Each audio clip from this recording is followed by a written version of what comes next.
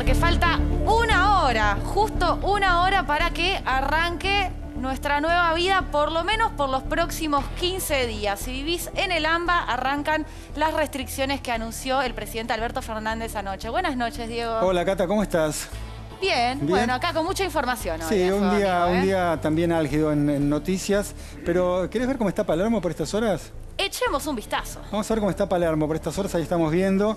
Claro, estamos en vísperas, ¿no?, del comienzo de las nuevas restricciones. Decimos nuevas porque se han anunciado algunas el viernes pasado y después Alberto Fernández profundizó las restricciones con un decreto que se está conociendo precisamente por estas horas. Bien, se ve que Palermo está lleno de gente, serán las últimas salidas antes de las restricciones, pero también se ve distanciamiento, hay que decirlo, entre mesa y mesa, cosa que la otra vez en los bares no veíamos. Hay que ver cómo están otros bares, pero sí, esto está pasando allá menos de una hora, Diego, de que arranquen entonces las restricciones. Está el salir, el DNU, ya mandaron como un punteo desde Presidencia. Atención, atención, porque vamos a hablar mucho de estas restricciones, de lo que está pasando por estas horas y por supuesto con lo que es la polémica por el tema de las clases presenciales, polémica entre Nación y Ciudad de Buenos Aires. Pero vamos a darle título al comienzo de este programa, Analía. Mañana una reunión trascendental, le podríamos decir. Alberto Fernández recibe a las 10 de la mañana en la residencia de Olivos a Horacio Rodríguez Larreta. ¿Dará marcha atrás Alberto o convencerá al jefe de gobierno de la ciudad de que cierre todo 15 días? Qué misterio, ¿eh? Vos tenés información exclusiva, pero no la adelantes. Y Eli, ¿qué pasó? Ayer el presidente no anunció, cuando hizo los anuncios, qué iba a pasar con la gente que no puede salir a laburar por las restricciones. Sí, efectivamente, el presidente de alguna manera olvidó la cuestión un poquito económica. En su discurso, bueno, hoy la reparó, anunció un pago de 15.000 pesos para los beneficiarios de la asignación universal y 18.000 para financiar el pago de salarios en el sector gastronómico. ¿Alcanza o se queda corto? Opa, bueno. La gran duda, ¿no? Sí. Respecto también lo que va a llevar la ciudad de Buenos Aires a esta reunión con Alberto Fernández. En segunditos nomás vamos a hablar con Diego Santilli, vicejefe de gobierno porteño, y seguramente nos va a develar, nos va a adelantar algo de lo que va a llevar a esa mesa de conversación a Olivos con el presidente Alberto Fernández. Exactamente, además va a estar acá en el piso y va a romper el silencio. Fabián de Sousa va a contar toda la historia judicial que lo llevó a la cárcel y a su liberación. Todo esto va a pasar hoy en este programa, en Fuego Amigo. Bueno, hablando de clases y la polémica que se desató, por supuesto, a nivel nacional, vamos a este pequeño informe y ya venimos con Diego Santilli.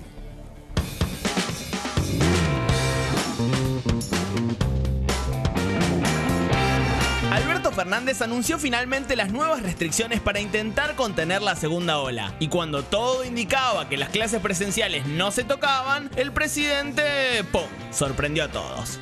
Durante 2 semanas, a partir del día lunes, las clases serán dadas en forma virtual. La medida fue tomada con gran sorpresa porque en los últimos días, tanto el ministro de Educación de la Nación, Nicolás Trota, como la ministra de Salud, Carla Bisotti, se habían encargado de dejar en claro que para el gobierno era prioritario garantizar la presencialidad de los chicos en las aulas y que esto no tenía un impacto significativo en los contagios. El presidente, en una entrevista esta mañana, reafirmó la medida y dijo que fue una decisión propia. Yo vengo acá porque yo me la aguanto, no tengo ningún problema. La primera que levantó la voz en la oposición fue, cuando no, Patricia Bullrich, que ayer a la noche apareció como por arte de magia en plena protesta en la Quinta de Olivos y le tiró con todo a Alberto Fernández. Hoy, el día arrancó a pura sincronización y desde Twitter salieron a pegar Mauricio Macri, Lustó, Negri, Cornejo, Naidenov, Bullrich, Pichetto y Frigerio. Con figuras que brillaban en el exterior y por qué no decirlo también, con equipo glorioso del fútbol argentino. Y por si quedaba alguna duda, en plena conferencia de prensa, Larreta le tiró fuerte al presidente. El gobierno nacional, y no entiendo por qué, por primera vez tomó medidas sin consultarnos. Post-conferencia, hubo pedido formal y mañana a la mañana Alberto y Horacio se juntan a tomar mates en Olivos. No compartan, que Alberto recién tiene el alta. No, bueno, no, si hay que chupar, yo chupo, Desde la otra vereda, el que habló fue el legislador Juan Manuel Valdés, que tildó al jefe de gobierno porteño de oportunista. Y en un día, a puro cruce, el último golpe lo tiró el presidente, que desde su cuenta de Twitter replicó una entrevista en donde el mismísimo Santilli decía que si la cosa se picaba, había que cerrar las aulas. Y si viene la segunda ola, como los especialistas van determinando, como le pasó al hemisferio norte del planeta, ¿no? Estados Unidos, Europa y demás países, ahí tendremos que tomar alguna interrupción de 15 días, 10 días, lo que la autoridad sanitaria defina, como ha hecho todo el resto del planeta. ¡Me pone nervioso! En fin, un día bien agitadito, en donde la grieta jugó de titular. Bien, no tan pequeño informe, un largo informe a propósito de esta situación que evidentemente genera tensiones entre nación y provincia. Debe haber mucha gente mirando el programa con chicos en edad escolar y sabemos que Nación ya dictaminó el cierre de las clases presenciales, la vuelta a las clases virtuales y la ciudad quiere mantener las clases presenciales. Hay una reunión mañana, le preguntamos a Diego Santilli y le agradecemos que esté con nosotros esta noche en Fuego Amigo. Y la primera pregunta, por supuesto, cae madura, ¿no? ¿Cuál es la propuesta que le van a llevar mañana al presidente de la Nación? Y se lo pregunto al propio Diego Santilli, que también va a participar de esta reunión junto al jefe de gobierno porteño, Horacio Rodríguez Larreta. Buenas noches, Diego. Buenas noches a todos. La idea de la reunión de mañana fue solicitarle al presidente una reunión para poder dialogar lo que no pudimos dialogar el día anterior a la toma de medidas, ¿no? Que es lo que hemos hecho durante más de un año. Hace más de un año que empezó la pandemia y cada vez que tomamos una decisión, la tomamos en base a los datos concretos, a los datos empíricos, a los análisis de los epidemiólogos y especialistas, y las consensuamos y las discutimos. A veces teníamos diferencias, otras veces no las tuvimos, pero siempre se discutió antes. Esta es la primera vez que se toma una decisión, como lo dijo el presidente, solo. O sea, los especialistas dijeron el mismo día, sus especialistas, sus ministros dijeron el mismo día que no había tasa de contagiosidad en las escuelas. De hecho, es el 1% de personas que se encontró con COVID dentro del sistema educativo. El ministro de Educación planteaba a los 24 ministros del país que las clases debíamos sostener la presencialidad, la propia ministra de Salud planteando ese mismo día, y creo que hoy también lo sostuvo, donde es baja la contagiosidad en el sistema educativo, por ahora, por el momento, por supuesto, y después no sé qué pasó, que se tomó esa decisión. Así que mañana vamos a intentar retomar esa conversación para ver si podemos sostener algo que es muy importante para todos los argentinos, que es la educación de nuestros hijos. Diego, me hiciste más cintura que Orteguita. Yo te preguntaba cuál es la propuesta concreta que ustedes van a llegar. Digamos, nosotros vamos... Nación dice que no, ustedes dicen que sí. ¿Hay algo intermedio? Bueno, vamos a llevar ideas y propuestas al presidente. Pero déjame que las hablemos con el presidente, ¿no? Me parece que es lo que adecuado, lo que corresponde. A mí no me gustaría hacer lo que nos hicieron. O sea, uno no debe hacer lo que le hacen. Es decir, yo prefiero, o el jefe de gobierno, Horacio Rodríguez Larreta, prefiere plantearle los temas al presidente y a partir de ahí ver qué tipo de definición. ¿Puede haber acuerdo? Puede no haber acuerdo. Ahora, escenario, no hay acuerdo. Y la justicia, ustedes cuando finalmente conozcan la letra del decreto y hagan las presentaciones judiciales que esta mañana anunciaron que van a hacer, la justicia tiene sus tiempos, probablemente no lleguen hasta el lunes. ¿Evalúan la posibilidad de no acatar si no hay acuerdo y no llega la justicia a dar una resolución? Mire, nosotros tomamos las decisiones con mucha rigurosidad, con mucha evidencia. Y el jefe de gobierno ha sido claro hoy. Vamos a hablar con el presidente para sostener la presencialidad. Creemos que hay que sostener la presencialidad en base a la evidencia y a los datos concretos y contundentes. Y vamos a trabajar estos próximos 3 días para que el lunes podamos tener clases. Bueno, ojalá podamos lograrlo. Hubo una convocatoria de Macri a los intendentes en provincia de Buenos Aires que mantengan las escuelas abiertas. Yo no sé si es un llamado a desacatar, pero me sumo a la pregunta de Cata. ¿Es una posibilidad cierta? Mire, déjenos evaluar. Nosotros tenemos 3 días de aquí al lunes para intentar que los papás, las mamás y los chicos tengan la educación que tenemos que tener. Ya sufrimos un año sin educación en la ciudad, en Argentina, y tenemos que volver a la presencialidad. Nosotros lo iniciamos el año pasado, en octubre. El 17 de febrero nos comprometimos a empezar las clases y empezaron. Y creemos que en este momento de la pandemia la decisión es la de sostener la presencialidad, que es lo que nos dicen nuestros especialistas, que es lo que dicen los epidemiólogos argentinos. Después veremos. Ahora, déjeme analizar primero la primera propuesta mañana. No nos adelantemos a la reunión que tiene el jefe de gobierno mañana con el presidente. Bien, esperamos el resultado de esa reunión. Ahora, usted en febrero, que fue una entrevista que retuiteó el presidente Alberto Fernández hoy, a la que hizo referencia el gobernador bonaerense Axel Kicillof, en una entrevista periodística se refirió en febrero a que si llegaba la segunda ola, se evaluaba la posibilidad de un cierre presencial por 10 o 15 días. ¿Qué diferencias hay cuando usted emitió esa declaración a lo que está pasando ahora? La más importante es que ustedes pasaron el audio. Y si escuchás el audio, ¿qué dice? Pegadito a que podremos tomar si las autoridades sanitarias lo disponen. Lo pasaron ustedes el audio. Lo lamentable es que hayan recortado la frase. La verdad es que dije lo mismo que sostengo hoy. En las actuales situaciones sanitarias, la presencialidad es lo que tenemos que sostener por la educación de nuestros hijos, por el futuro de nuestros hijos. Ahora, los que definen ellos no es un funcionario político. ¿Sabes quién lo define? La autoridad sanitaria.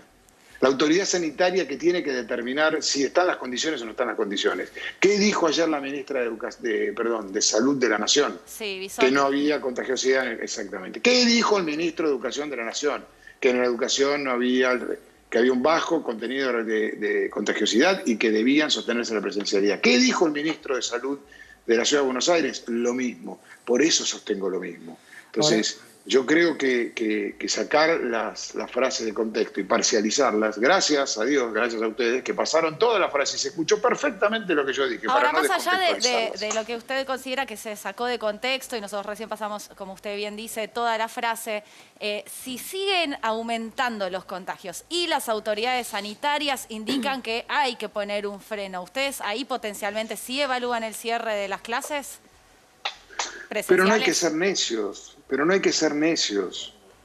Hay que escuchar y hay que seguir los consejos de las autoridades sanitarias, que es lo que hemos hecho durante un año.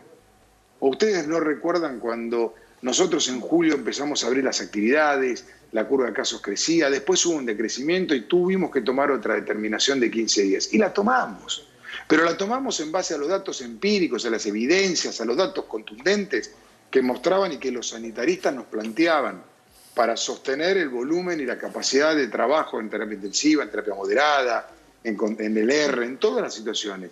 Como también la sociedad argentina, en un mal diciembre, en 15 días de mes de enero, pudo lograr parar esa curva que había crecido, ¿se acuerdan? En diciembre, que fue muy alta. Digo, tiene que ver con eso. Entonces, nosotros no somos necios, todo lo contrario. Ahora, Diego, somos personas que escuchamos a los médicos y a los sanitaristas y tomamos las determinaciones que tenemos que tomar en función de los análisis claros y contundentes. Diego, los números en la ciudad son altos. En el sector privado Sí. hablan de un 90%, 95% de camas ocupadas. Digo, el cuadro de situación no es para nada bueno, ¿no? Ni tampoco me parece que ayuda a pensar que esto va en buen camino, más bien todo lo contrario. ¿Por qué, digamos, esta resistencia frente a este cuadro de situación, ¿no? Porque realmente estamos hablando de, en los últimos días, 3.000 contagios diarios aquí solo en la ciudad de Buenos Aires. La Ciudad de Buenos Aires está con un promedio de 2.600 casos día. Pasó de 1.900 casos a 2.600 casos promedio. ¿Por qué?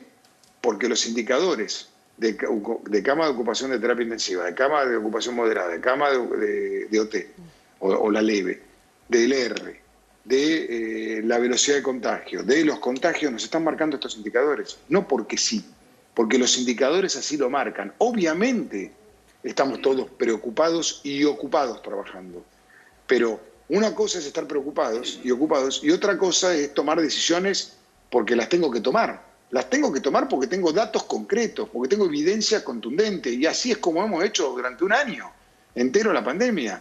Y hemos escuchado a Quirós en cada una de las oportunidades que nos dijo Más restricciones, menos restricciones, más apertura, menos apertura.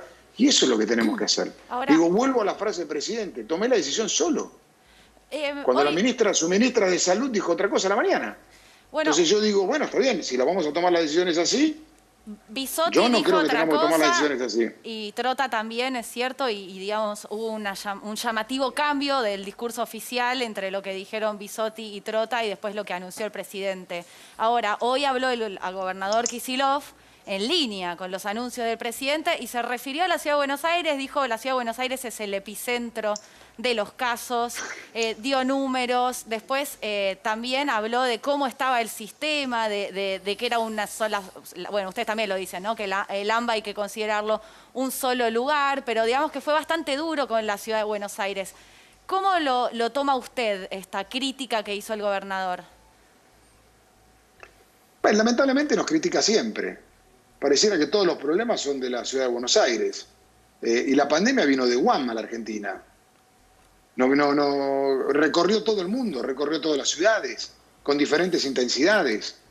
Llegó un día a la Argentina, entró por Ezeiza, fue a cada uno de los distritos de nuestro país. Entonces yo no sé por qué siempre hay que hablar del otro. Cada uno tiene que trabajar en su área y exponer su situación y sus números arriba a la mesa.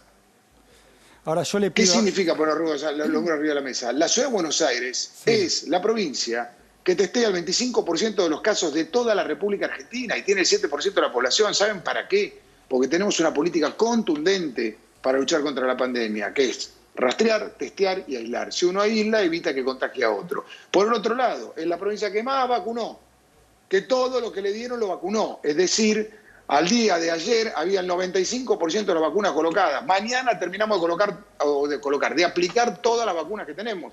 Entonces, se trata de eso, se trata de trabajar, de poder plantear. Puede ser que haya una diferencia en la provincia. Puede ser, por ejemplo, la ciudad tiene un sistema integrado. Las camas del Fernández están integradas con las camas de Santoyani, integradas con las camas de Rivadavia, integradas con las camas del Argerich. ¿Por qué? Porque tenemos un sistema integrado de 34 hospitales y vamos trabajando en un sistema integrado. Por ahí la provincia tiene otra situación y yo no la comparo. Yo digo que si hay un problema de un lado u del otro de General Paz, porque la General Paz y el Riachuelo separa lo que la gente une, bueno, hay que ponerlo arriba de la mesa y discutirlo. Ahora, Diego, ¿Cuándo se discutió eso? ¿Cuándo se discutió eso, Diego? ¿Cuándo se discutió? No, pero pregunto, si la ministra de Salud dijo lo que dijo y el ministro Trota dijo lo que dijo, que era mantener las clases presenciales, ¿por qué el presidente de la Nación toma esta decisión? ¿Cuál es por lo menos la evaluación que hacen ustedes en Juntos por el Cambio de esta decisión del presidente de la Nación? No lo sé, me encantaría poder saberlo, porque a mí lo que más me preocupa, además de que hay una decisión de que no haya clases, además de que tenemos que defender en este momento cada puesto de trabajo, cada pyme, cada situación difícil que vivimos, evitar contagios y evitar o salvar vidas, digo, nosotros tenemos que poder encontrar un diálogo que nos permita entender las decisiones que vamos a tomar, como lo hicimos hasta el miércoles de esta semana. O sea, hasta el miércoles de esta semana había reuniones intensas entre la provincia y la ciudad, por diferentes situaciones, entre la Nación y las demás provincias. ¿Y qué pasó? Digo, y no lo sé, hay que preguntarle al presidente, es una respuesta que yo no te puedo dar. El presidente propiamente lo dijo. Dijo, yo tomé una decisión solo. Bueno, ahora, Diego, no sé. Tengo entendido que desde el gobierno, pocos minutos antes del anuncio de Alberto Fernández, te llamaron a vos.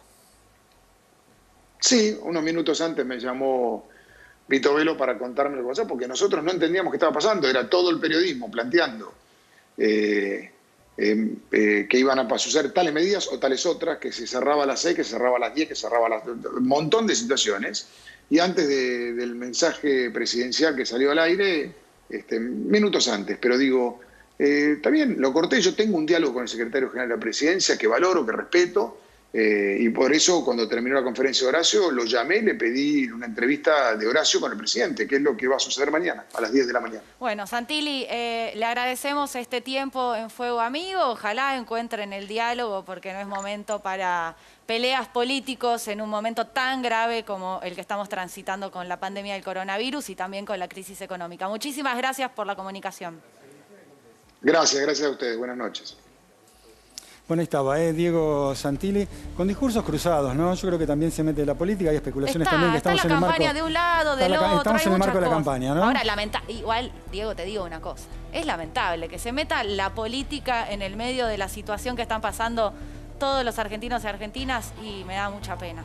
Bueno, también tiene que ver con decisiones políticas lo que pasa en la educación pública en la Argentina, ¿no? Digo, Kicillof también puso sobre la mesa situaciones ocurridas durante la anterior gestión de cierres de escuelas, creo que lo dijo textualmente en el medio del discurso que hizo hoy, la conferencia de prensa. Después tenemos a Juntos por el Cambio que dice que en verdad es el actual gobierno de la Nación quien no se ocupa de las escuelas públicas. Se están pasando las facturas, ¿no? Sí, el tema es que en el medio de todo esto queda atrapada la gente. Y hablando de la gente está en los bares. Faltan 40 minutos para que arranquen las restricciones que ordenó el presidente de la Nación y los bares en Palermo están llenos todavía. A ver, Mica, ¿qué hay por ahí? Buenas noches, Diego, Cata. Estamos en Plaza Serrana, en el barrio porteño de Palermo. Vinimos hasta acá porque faltan minutos, como decís, nomás para que comiencen a regir las nuevas restricciones sobre la nocturnidad y también sobre los bares que anunció anoche el presidente Alberto Fernández. Y vinimos para hablar con Patricia, ella es encargada del bar Keller Serrano. Patricia, contanos, ¿cómo afecta estas nuevas medidas restrictivas en tu bar? Buenas. La verdad, es un bajón todo lo que se vive ahora con estas nuevas medidas que puso el presidente de estar abierto de un horario hasta las 20 horas. Bueno, 19 horas ya tenemos que tener el bar totalmente cerrado. Como te comentaba, que es un bajón más que todo porque no es un restaurante donde trabajamos muchos, sino que son bares. Y adaptarnos a una nueva modalidad de abrir temprano, ¿qué le podemos ofrecer a la gente a cierta hora? Porque nadie se va a levantar a las 8 de la mañana y se va a querer tomar una birra, olvídate. Mica, es un bajón. ¿Nos escucha ella? Sí, claro, Cata. Diego los está escuchando, Patricia. Patricia, sí, buenas noches. Bueno, a ver, contanos un poco. ¿Cuánta gente trabaja del bar donde vos estás ahí? ¿Cuánta gente depende de que el bar trabaje? Depende de 10 personas, un aproximado. ¿Y qué piensan que cómo se las van a arreglar con estas nuevas restricciones? ¿Qué están pensando, digamos, una vez que cuando escuchabas al presidente? ¿Qué se les pasó por la cabeza? ¿Qué hablaron? ¿Qué empezaron a pensar como alternativa para poder sobrevivir? La verdad, lo primero que pensamos nos dio un montón de miedo, porque lo veníamos venir, esta medida la escuchábamos, pero pensábamos que no iba a suceder. Sucede, hoy me reuní con los dueños y quedamos en que el personal iba a ser un rotativo para que ninguno se quede sin laburo.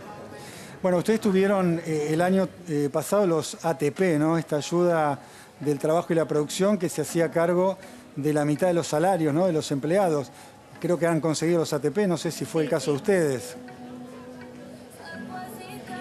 El año pasado sí, hubo esa ayuda por parte del gobierno, que la verdad fue de gran ayuda para los empleados, pero ahora no sabemos qué expectativa, porque el gobierno no ha dicho absolutamente nada sobre nosotros, los que laburamos, más que todo la gastronomía, que se ve muy afectada.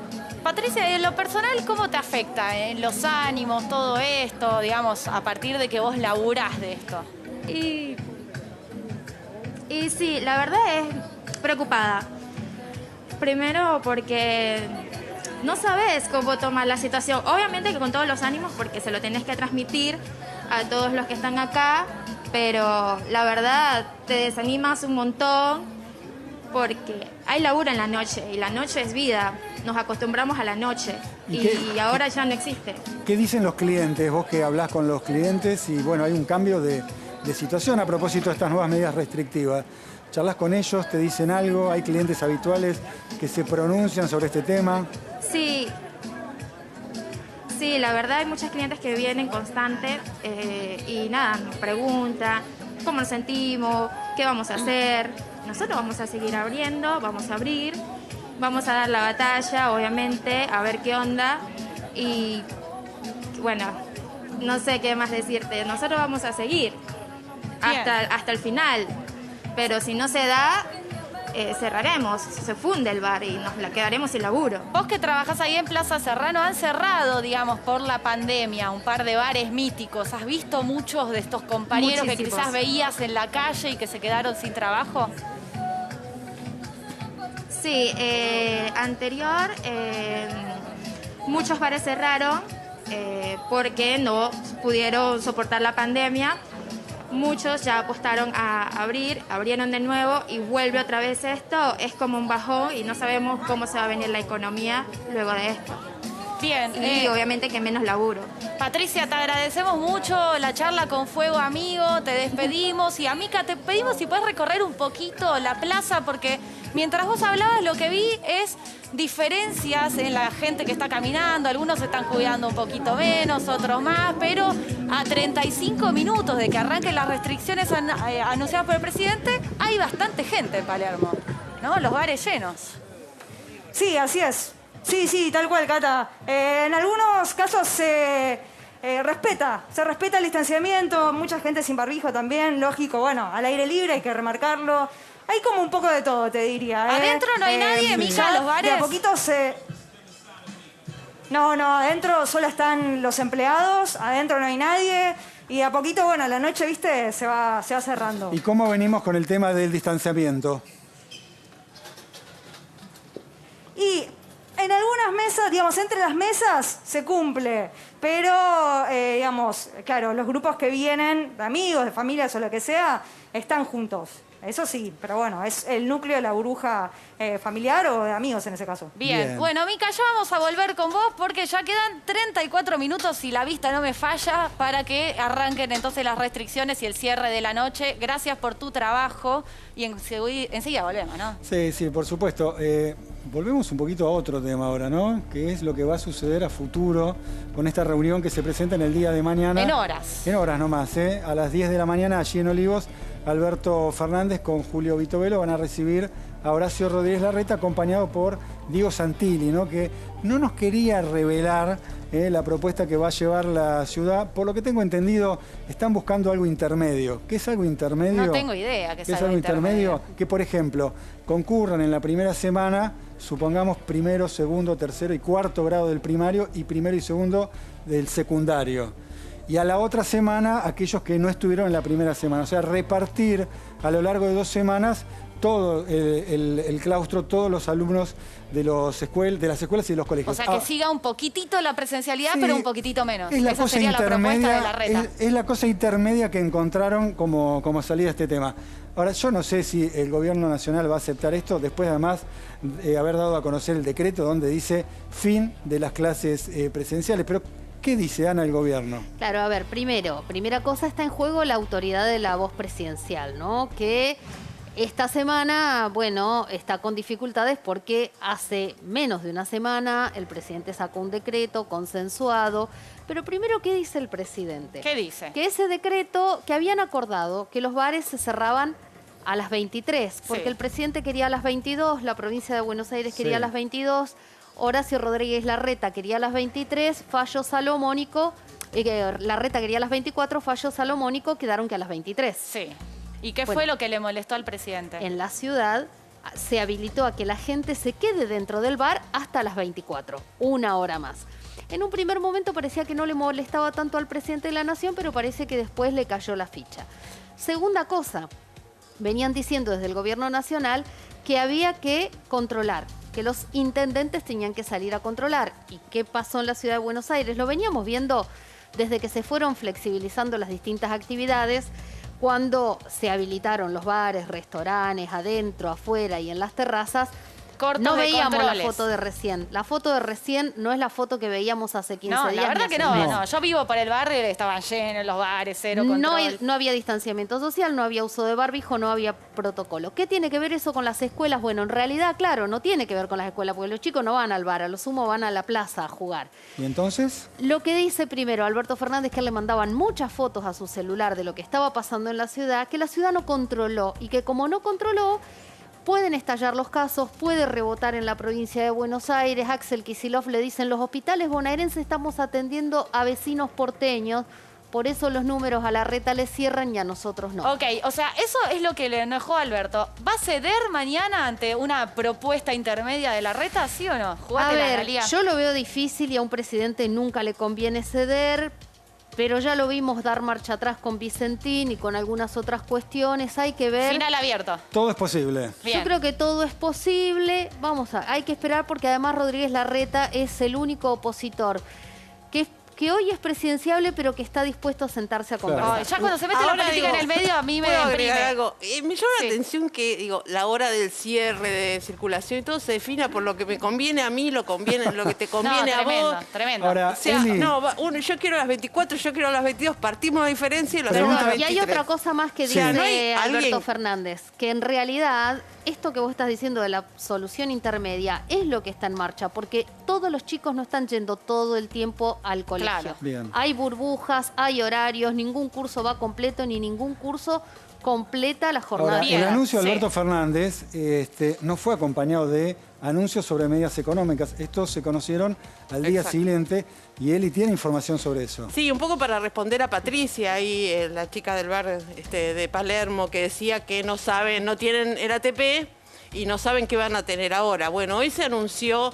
veníamos contando lo que estaba pasando con el Repro 2, hoy se anunció efectivamente que el Repro 2 se eleva a 18.000 pesos a partir de este mes, justamente para garantizar el pago de salarios en el sector gastronómico, de recreación, justamente todas esas actividades que a partir de mañana van a quedar sensiblemente afectadas por los cierres a las 19 y la falta de circulación. O sea, toda la gente que no va a nocturno. laburar va a tener asistencia del Estado, Eli. Sí, incluso el ministro de Trabajo Moroni dijo hoy que en el caso de aquellos, por ejemplo, locales que los atiende la familia, el padre, la madre, el hijo, y que, digamos, técnicamente no son empleados, también van a poder hacer uso del Repro 2 a partir de algunos requerimientos que se van a conocer en el día de mañana. ¿El Repro, Eli, particulares. ¿el Repro tiene alguna semejanza con los ATP o son importes menores? Es un importe fijo de 18.000 pesos en este caso. No es como el ATP que garantizaba la mitad el del 50% salario. del ingreso del trabajador. Exacto. Pero es una asistencia en este momento. Por lo menos por 15 días está garantizado. El trámite es muy similar. Por ahí se piden algunas cuestiones más. Y otra reformulación que se hizo hoy respecto del programa tiene que ver con que se va a considerar la facturación del local respecto de 2019, no de 2020. O sea, porque si se comparaba con marzo o abril de 2020, todos esos lugares estaban cerrados, entonces no podía justificar una caída de la facturación en base a esa comparación. Ahora, Eli, hoy los compañeros de La Poderosa, que trabajan en los barrios populares de todo el país, decían: todo bien, pero ¿qué pasa con las trabajadoras de los comedores en todos lados, en todos los barrios populares, que son las personas que, por ejemplo, cocinan la asistencia que manda el Estado? Pero bueno, detrás de eso hay trabajadoras y trabajadores que ponen su vida, su cuerpo, su salud en el medio de la pandemia y no les llegan ni las vacunas, ni la asistencia social. ¿Qué pasa ahí? Bueno, muchas de esas mujeres que en general son mujeres son también en general beneficiarias de la UH, porque el otro anuncio importante que se hizo hoy es que va a haber un pago adicional por familia y no por hijo de 15.000 pesos por 15 días que se va a empezar a pagar el día 26 de abril a cerca de 1,5 millones de mujeres, en su mayoría, más del 90% son mujeres, que hoy reciben la AUH o la AUH por embarazo, y esta misma medida va a beneficiar también a los monotributistas de las categorías más bajas, las categorías A y B, que de alguna manera agrupa a trabajadores independientes que hacen changas y bueno, para estar de alguna manera en blanco, facturan como monotributistas. Bien, se viene Fabián de Sousa, va a romper el silencio aquí en Fuego Amigo. Sí, ya está en los estudios, pero antes tenemos un informe que preparó la producción para arrancar el reportaje.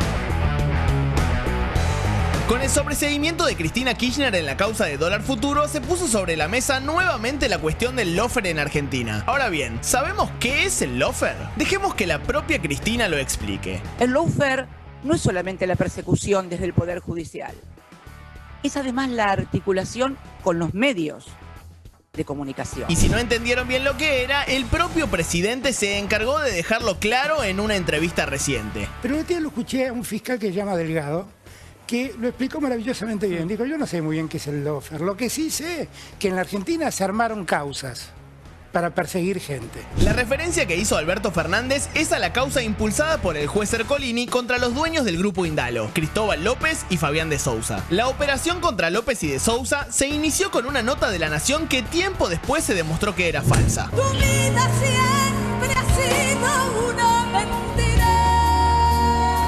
¿Por qué les armaron una causa? Bueno, según López y de Sousa, el trasfondo de la cuestión era quedarse con la compañía. 2 años después de iniciada la investigación, que López y de Sousa vivieron tras las rejas, los dos quedaron en libertad y la mesa judicial macrista quedó expuesta una vez más. A ver, Fabián de Sousa, que ya lo saludamos, buenas noches, muchas ¿Qué tal? gracias por Buenas estar noches, ¿cómo en andan Fuego ustedes? Amigo. Les contamos a ustedes que están del otro lado. Fue acusado y detenido durante el macrismo por un proceso judicial donde está acusado por supuesta defraudación que está envuelto en un manto de sospechas.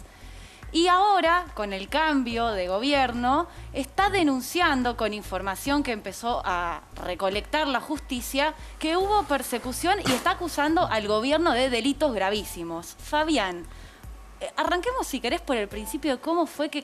No ahora. Yo denuncié el cúmulo de delitos que habíamos sufrido desde principios del 2016, final del 2015, en marzo del 2019, en pleno gobierno de Mauricio Macri. O sea, no es que... No, con el cambio, aclaro, digamos, con el cambio de gobierno, la justicia empezó a moverse. No es tan así. Hubo, digamos, juezas valientes, como la doctora María Servini Cubría, como la doctora Straquia, que frente a los reclamos por parte del Poder Ejecutivo Nacional y de la mesa judicial que comandaba Mauricio Macri con varios de sus funcionarios del gabinete y otros que eran funcionarios o representaban al Estado Nacional en compañías en donde el Estado tiene participación importante, como YPF de Sociedad Anónima.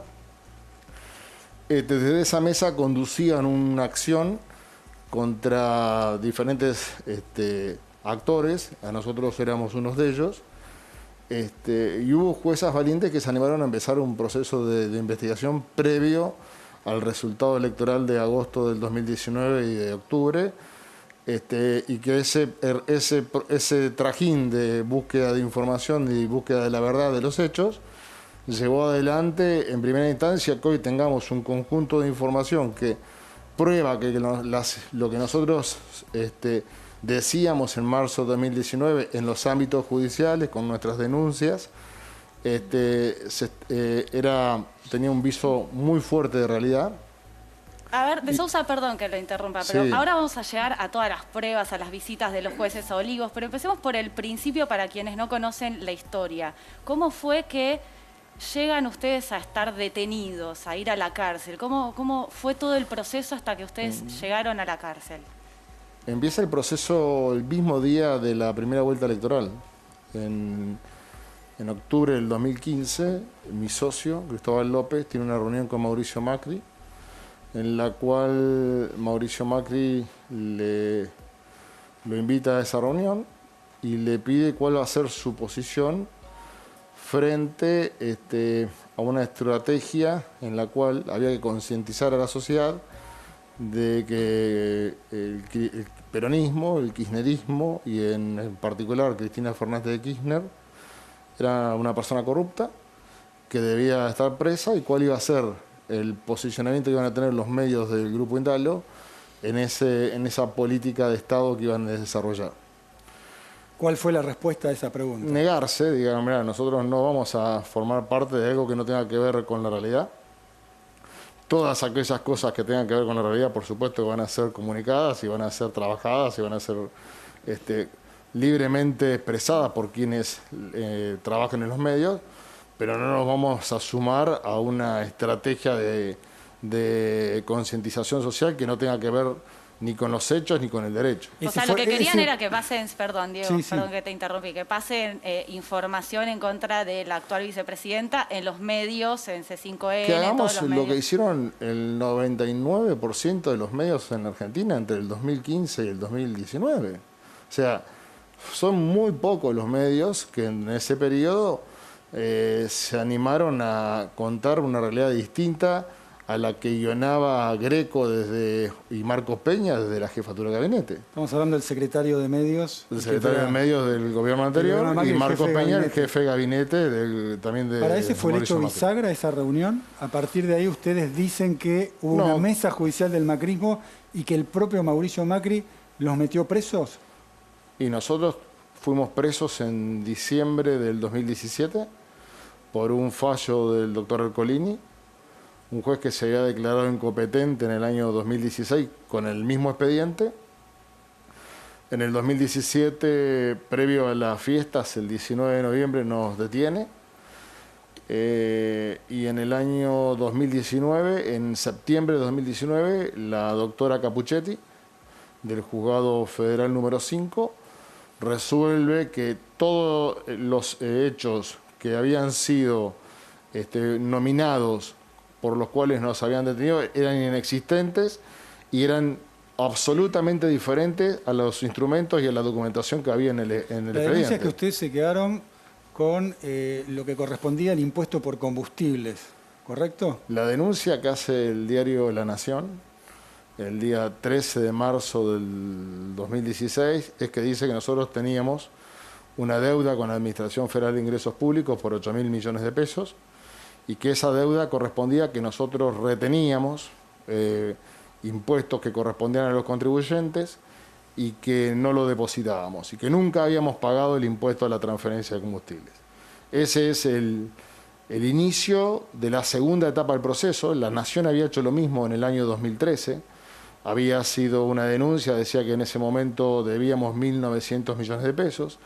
Esa denuncia tuvo tratamiento judicial, fuimos sobreseídos, y ese sobreseimiento quedó firme en principios del año 2015.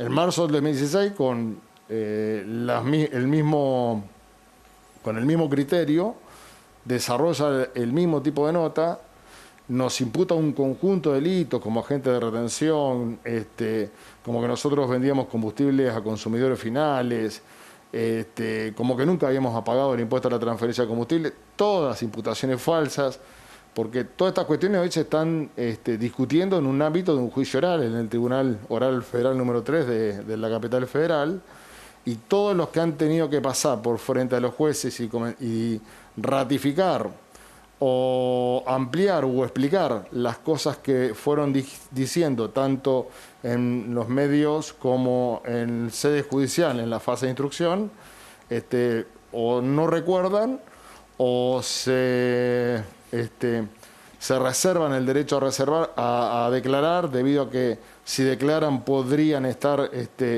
autoinculpándose de delitos que han cometido, como fue el caso del doctor Abad y el doctor Cuccioli.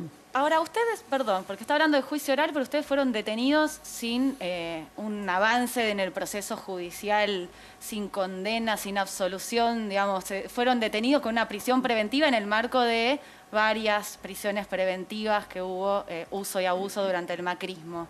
¿Cómo fue que los detuvieron? ¿Cómo fue ese momento en lo personal y cuál fue la justificación que ustedes recibieron para ser detenidos?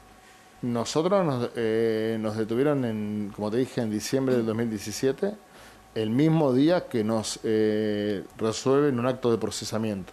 O sea, no teníamos ningún tipo de, digamos, habíamos sido indagados, no teníamos ningún tipo de,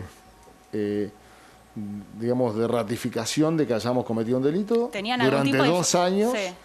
Entre el 2016 y 2017, y de un día para el otro, en 2017, de estar actuando, estar a derecho, estar siempre respondiendo los interrogatorios de la justicia, no habernos ido del país y no haber interpuesto, no haber hecho ningún acto que permita que la justicia no pueda desarrollar una investigación seria sobre el tema.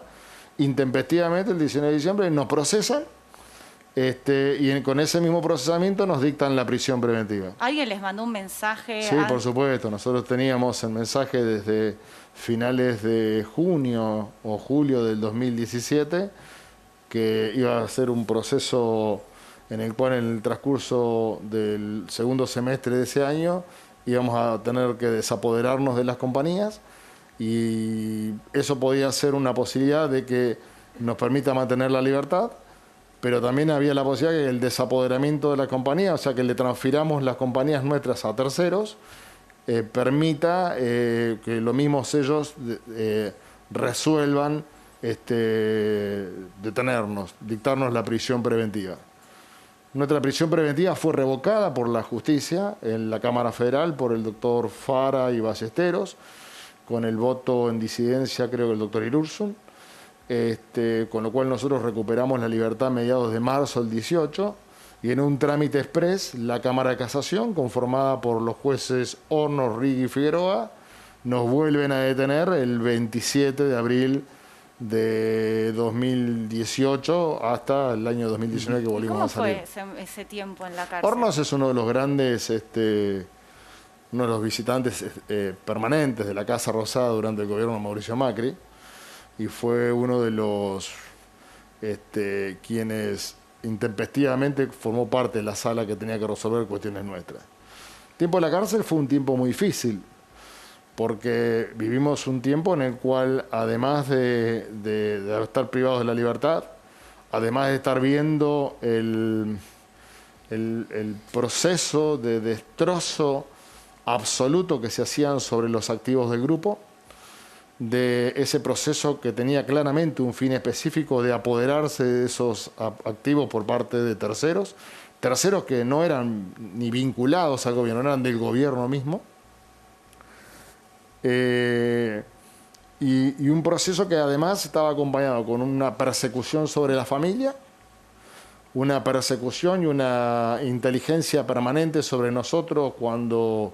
Bueno, vos escuchas en la cárcel, ¿no? Cuando estábamos en la cárcel, nosotros creíamos, teníamos la sensación y el presentimiento por el tipo de movimientos, de cómo se manejaban ellos con nosotros, o cómo nos manejaban a nosotros en determinados momentos, que nuestras acciones eran permanentemente monitoreadas, no solamente desde el ámbito de la unidad penitenciaria donde estábamos, que era Ezeiza, en la última etapa, sino también desde otros sectores. Hubo una situación personal que viví con el señor Medina, que es un sindicalista de La Plata, el Pata, que compartía el pabellón conmigo. Tuvimos una situación personal, y al día, sí, eso debe haber sido a las 10 de la noche, y al otro día a las 6 de la mañana teníamos dentro del pabellón a toda la Dirección Nacional de Seguridad. O sea, ¿una situación personal qué es? Una situación personal fue un conflicto físico. ¿Se agarraron a piñas?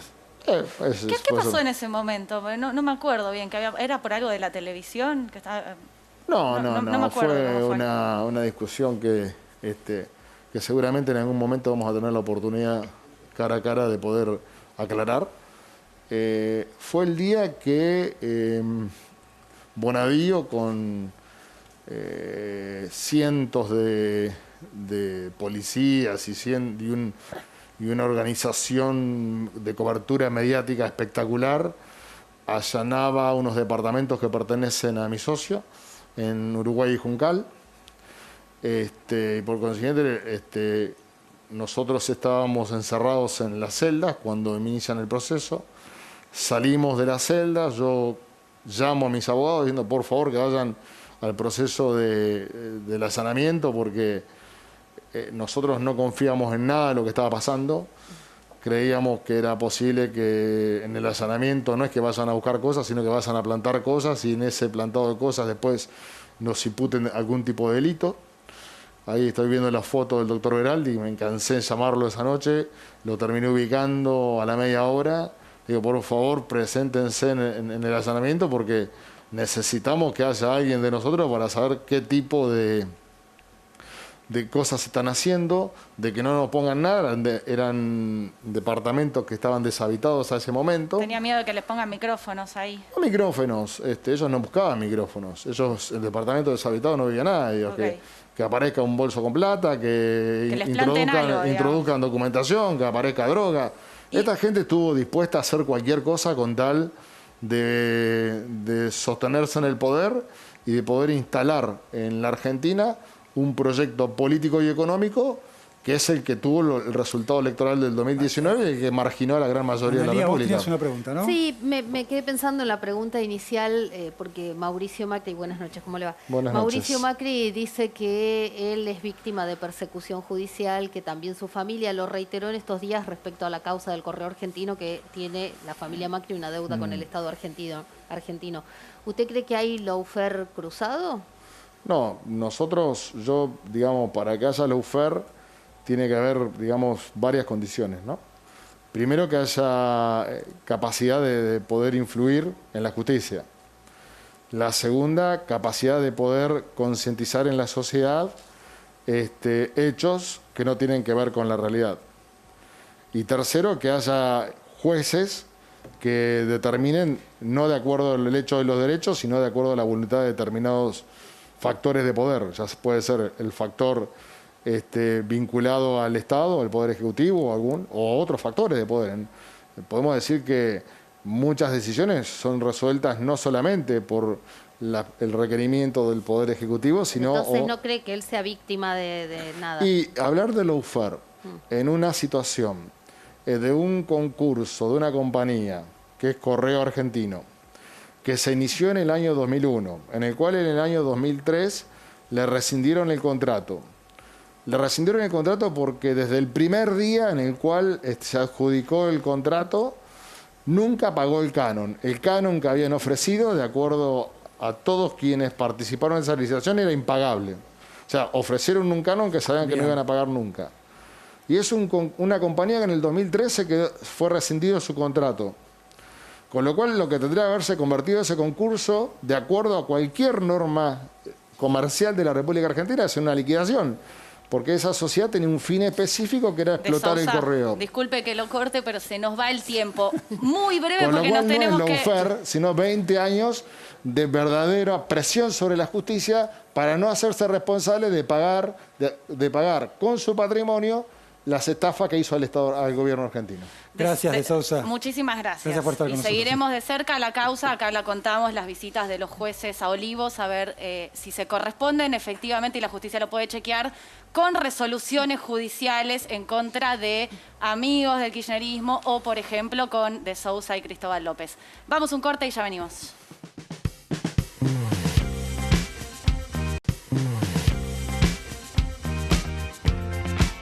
Bien, y nos vamos con un dato preocupante, el número de la inflación. Habitualmente las consultoras dicen un número que está por encima del número finalmente que se conoce. En este caso nadie le pegó porque pronosticaron por debajo de ese número. Finalmente la inflación, y esta es la pregunta que todo el mundo se hace, ¿cuál fue? 4.8. La más alta del gobierno de Alberto, ¿no? La más alta del gobierno de Alberto Fernández, lo había anticipado Martín Guzmán, el ministro de Economía, dijo va a ser la inflación más alta del año. Las consultoras, me decía Eli, habían pronosticado 4.3. Tremendo, ¿no? Y qué loco que no abramos con eso, porque pasan tantas cosas en este hermoso país, como dice Marquitos en su informe, que una cosa tapa la otra, pero no queríamos dejar de decirlo porque es lo que nos afecta a todos los días. Ya empiezan las restricciones, ya está, no se puede circular, a partir de ahora rige el DNU, cuídense. Y nos reencontramos entonces el domingo a las 22. 22. Buenas noches a todos, a todas. Y a todos. Ahí va. Adiós.